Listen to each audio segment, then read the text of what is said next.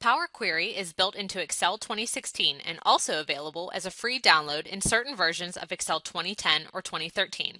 This tool extracts, transforms, and loads data into Excel from various sources, such as text, file folders, and much more.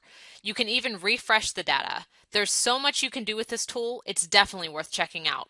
This video highlights one of the quick and simple options, loading a list of files from a folder such as this. In Excel 2016, choose Data, New Query, From File, From Folder.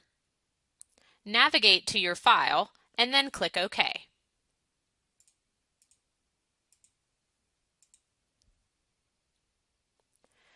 Click Edit to customize components of the query.